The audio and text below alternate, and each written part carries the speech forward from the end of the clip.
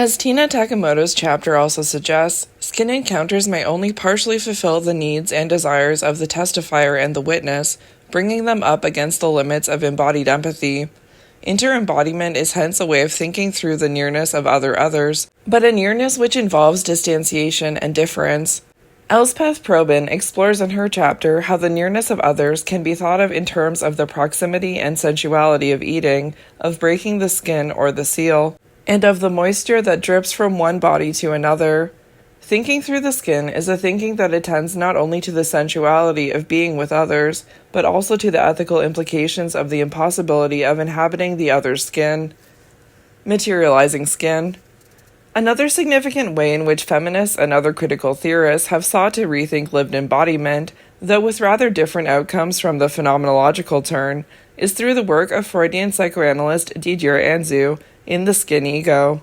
For Anzieu, the skin ego refers to the mental image of which the ego of the child makes use during the early phases of its development to represent itself as an ego containing psychic elements, on the basis of its experience of the surface of the body.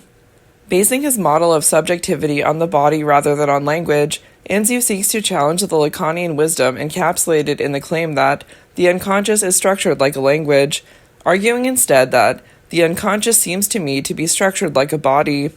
Like other writers keen to emphasize the fleshy refusals of the body to simply be an effective language, J. Prosser has turned to Anzieu's reworking of psychoanalysis in search of a fully embodied understanding of the subject. Indeed, in his book Second Skins, Prosser offers an account of the body narratives of transsexuality, using Anzieu's theory of the way the subject develops a sense of a bounded ego through the touch of the surface of the body, the skin. Joining Anzieu in his challenge to the tendency towards desomatization since the rise of structuralism, in which the body's referentiality has been recast as psychic and culturally signified, Prosser advocates instead a model which works to reconstitute and sustain the material body as discrete, generative, or productive referent. Like other psychoanalytic models, however, Anzieu's theory is premised on a number of problematic assumptions about embodiment and, most specifically, about the maternal body. Prosser is indeed aware of the need to think questions of sexual and racial difference more fully through the skin ego, and there remains much scope for extending these critiques of some of the basic categories in Anzieu's work.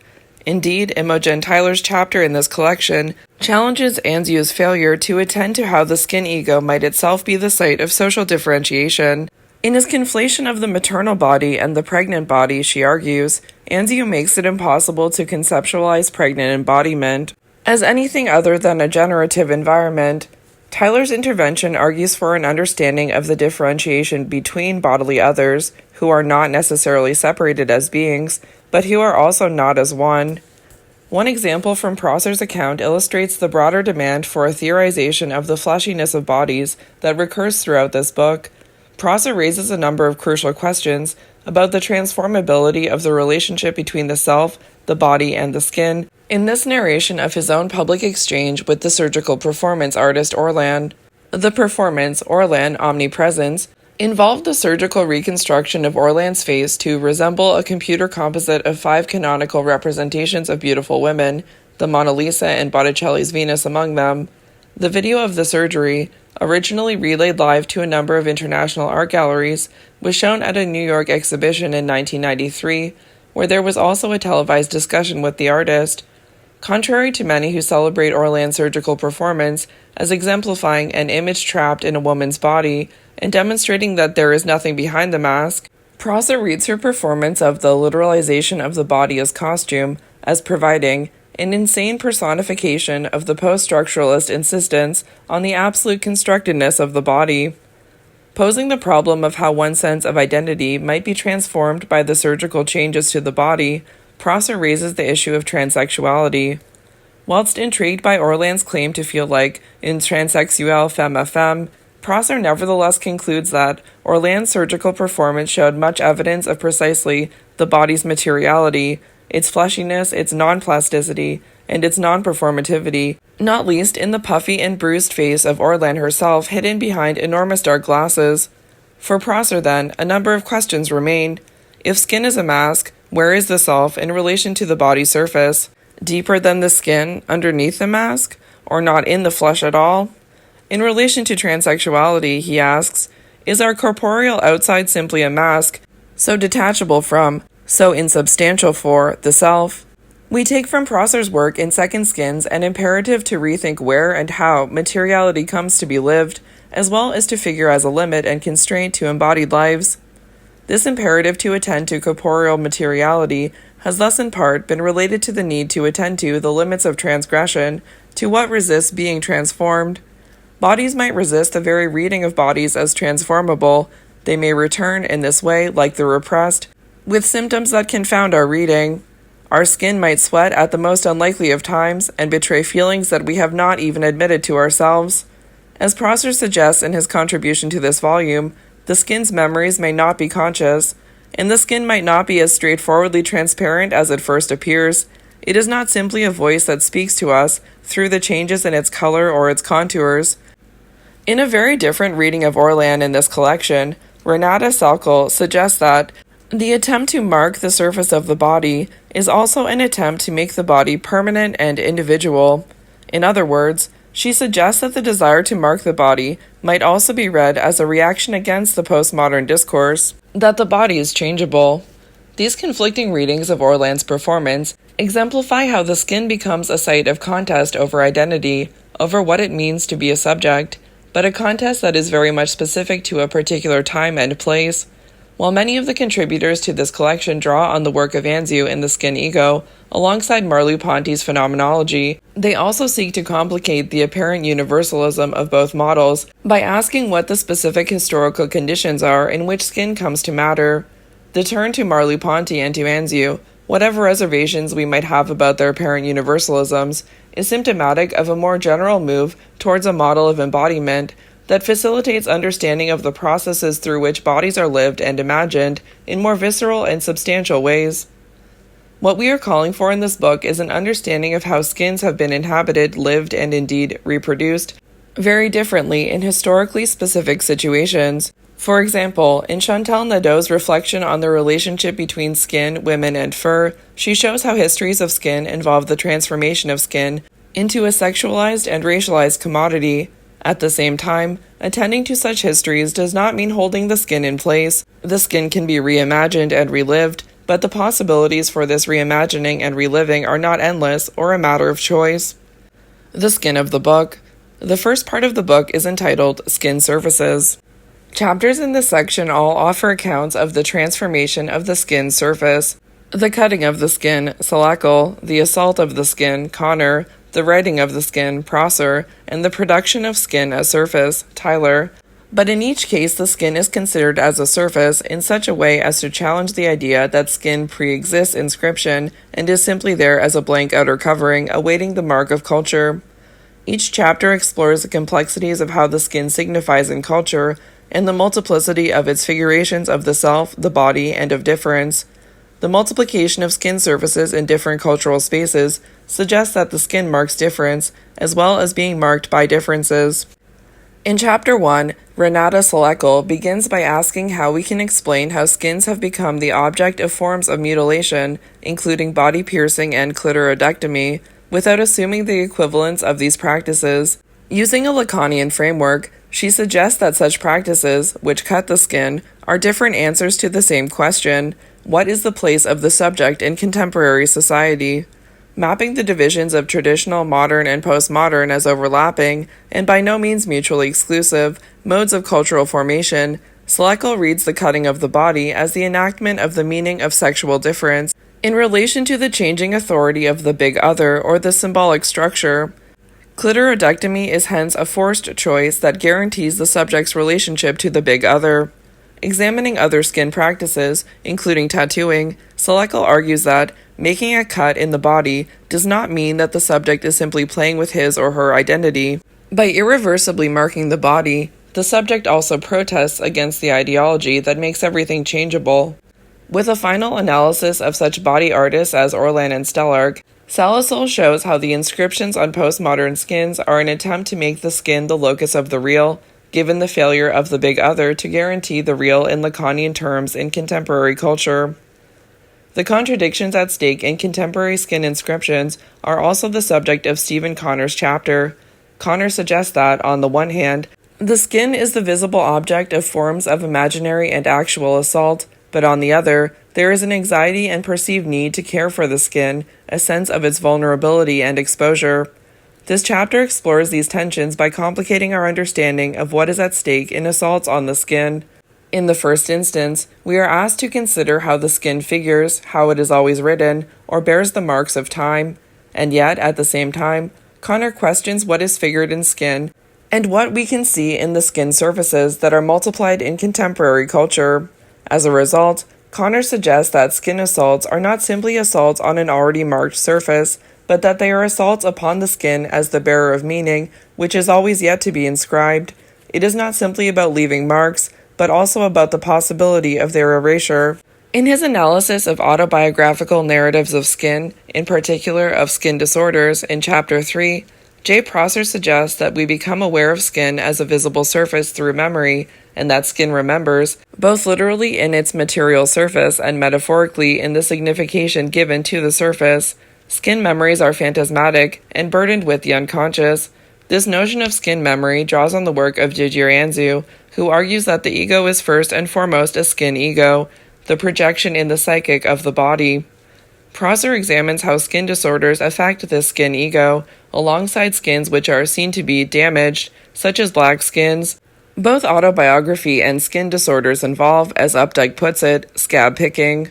Prosser shows how these skin autobiographies are cathartic. They recover a skin ego that is damaged in the original skin memory. Skin memories are hence re-memories. They are as layered as skin itself.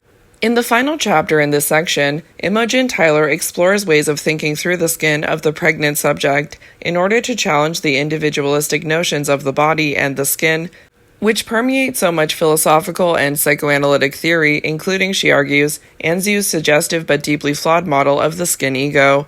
In this context, Tyler offers a detailed reading of the photograph of the heavily pregnant Demi Moore that appeared on the front cover of Vanity Fair in 1991.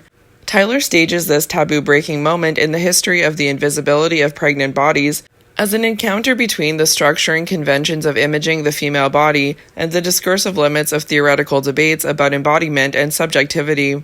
Tyler suggests that this new visibility of pregnant celebrities might be read as a symptom of the intensification of technological intrusions into the pregnant body, which have accompanied the emergence of fetal personhood. By examining how Anzu's The Skin Ego remains premised on the negation of the mother's body, despite its emphasis on the contracting and expanding boundaries of the skin surface, Tyler suggests we need to think of the bodily specificity of pregnant skin as a skin which envelops the skin of others. The second part of the book is entitled Skin Encounters. Chapters in this section are concerned with how the skin involves encounters with others that challenge the separation of self and other. They examine the fluidity between bodies and do not take the boundary line of the skin for granted. Rather than thinking of the skin as holding the subject apart, they consider how skin opens bodies to other bodies, in the sense that skin registers how bodies are touched by other bodies. Refusing a model of either separation or merger, these chapters call for a theoretical reconsideration of the demarcation between self and other. The chapters examine different skin encounters. Elspeth Probyn considers proximity through her notion of eating skin. Tina Takamoto considers empathy as a response to others. Jane Kilby considers the closeness or intimacy of reading skin testimonies. Penelope Dusher considers tactile encounters in relation to aging skin. And Margaret Shildrick considers the ethics of relationship and connectedness.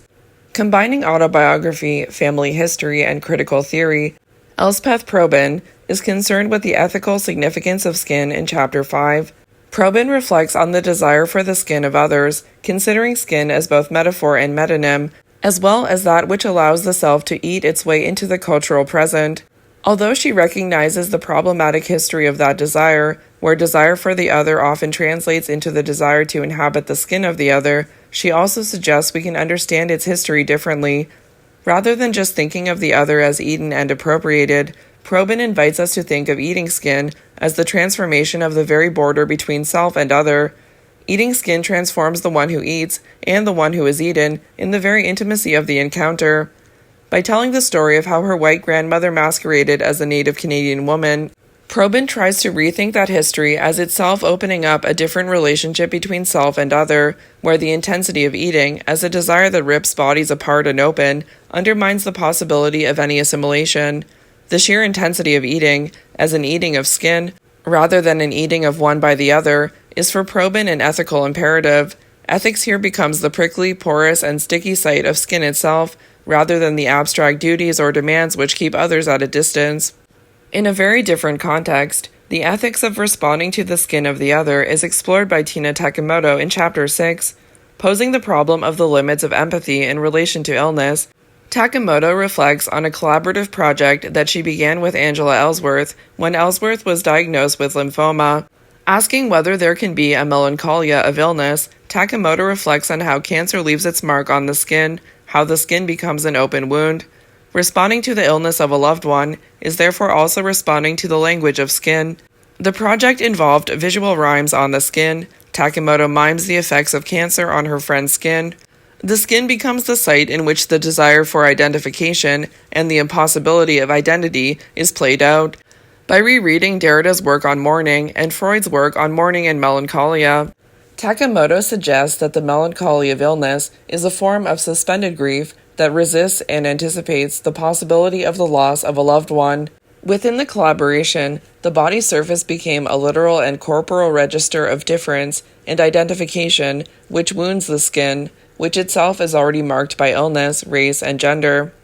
In Jane Kilby's analysis of how sexual trauma is an unethical transgression of a skin boundary, she offers an understanding of skin as testimony. However, rather than suggesting that skin speaks, that it simply has a voice that can be heard by others, she suggests that the skin must be read, and that it is the reader who must embody the possibility of skin as testimony. In a close analysis of Louise Pembroke's drawings about self-harm, Kilby shows how the self-harm testimony appears to deny any form of communication and dialogue. By thinking through how the boundary between life and death is itself animated by skin in self-harm testimony, Kilby calls for a different ethics of reading. The skin appeals to us in the immediacy of exposure, an appeal that refuses to allow the reader to absent herself from the relationship to the other skin. But at the same time that the reader is brought closer, so too the reader is kept at a distance, at arm's length. Although communication takes place, what occurs is not disclosure. The reader thereby becomes responsible for precisely that which resists reading, for a harm that cannot be translated into truth. Thus, Kilby reverses the conventional wisdom that reads self-harm as the masochistic inversion of the previous violence of sexual abuse, suggesting that the skin is not responsible for the truth of testimony, but rather that this is a responsibility to be borne by others. In Chapter 8, Penelope Ducher considers the ethics of touching skin by revisiting the encounter between Jean-Paul Sartre and Simone de Beauvoir. While Beauvoir is often understood as applying Sartre's existential phenomenology to women, Ducher suggests a different way of understanding their exchange. In Sartre, touch is a constant drive to appropriate the other. But for de Beauvoir, to touch the skin of the other is to experience one's own and the other's desire. Indeed, unlike Sartre, de Beauvoir valorizes the troubling nature of the alterity of the flesh of objects. The touch of the skin does not remain on the surface. The touch represents a making oneself body with the aim of being surprised by, rather than possessing, objects and others. Reading the ambivalence of de Beauvoir's analysis of aging skin in her autobiographical work, Ducher shows how the erotic is the means by which de Beauvoir rethinks what is valuable in self-other relations, despite the horror she expresses at the sight of her own aging body. Indeed, by showing how de Beauvoir's emphasis on touch undermines the association of the other with sight, Ducher suggests that it is through tactile pleasures that aging skin might come to be lived differently. In the final chapter in this section, Margaret Shildrick problematizes the model of the normative subject as the one who is bound by the skin by thinking through monstrous corporeality. As she argues, the skin, as the most visible boundary of all, is both the limit of the embodied self and the site of potentially transgressive psychic investments. By examining how monstrous bodies, in particular conjoined twins, disturb the assumption that the skin separates one body from another, Shildrick calls for an ethics of relationship. Rather than being simply an instance of otherness, monstrous bodies remind us of what must be objected from the self's clean and proper body in order to define the borders of the skin. Shildrick suggests that the skin is not simply about separation, but also about the intimate relationship between self and other as indicated in, for example, the reversibility of touch. In the case of conjoined twins, it is the assumption that separation, and with it singularity and autonomy, is the proper way of being, that makes the surgical intervention, or cut, seem necessary. Shildrick examines the case of Katie and Eilish Holton through the documentaries made of their lives to show how, in the act of separation, the twin that is left behind after the cut still carries the memory of the presence of the other, who is hence both there and not there, suggesting the relationship between self and other and between bodies is chiasmatic. In the final part of the book, entitled Skin Sites, we consider the skin and its relationship to spaces and places, asking how and where skin is produced and reproduced. Such a concern with skin sites allows us to pose the question of how skin is marked by cultural differences, including race, class, gender, and sexuality. Throughout this section, there is an emphasis on skin as cultural and national economy, as the site of labor, as well as differentiation, in the circulation of spaces, bodies, and subjectivities. Each chapter poses the problem of the location of skin. Jennifer Biddle considers the relationship between skin and land in indigenous cultures. Chantal Nadeau places fur at the heart of the national and sexual economy. Shirley Tate situates the production of racialized skin in talk. And Claudia Castaneda stretches the skin question to consider bodies that are beyond the human.